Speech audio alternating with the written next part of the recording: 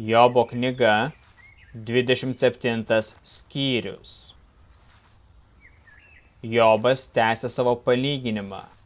Gyvas Dievas, kuris nedaro man teisybės, ir visagalis, kuris apkartino mano sielą.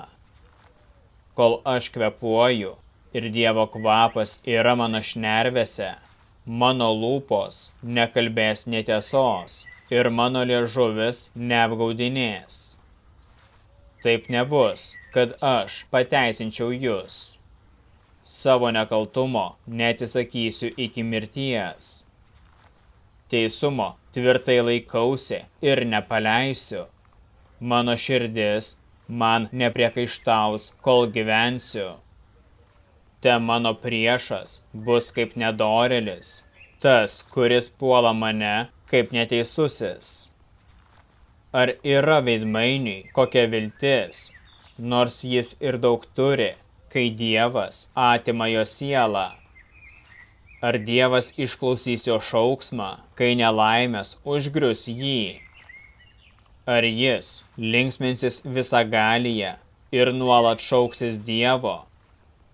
Aš jūs pamokysiu apie Dievo ranką, visagalio kelių aš neslėpsiu.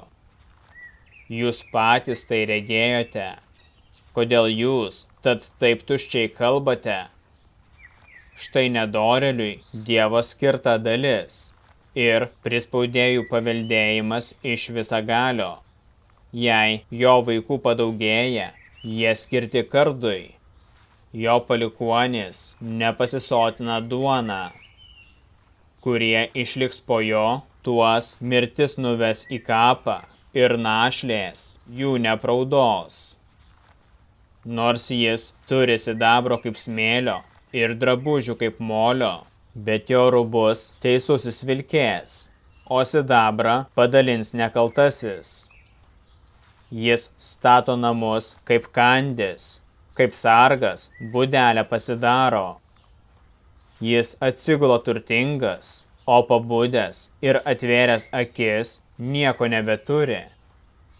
Išgąstis užklumpa jį kaip vanduo, ir audra naktį nuneša jį.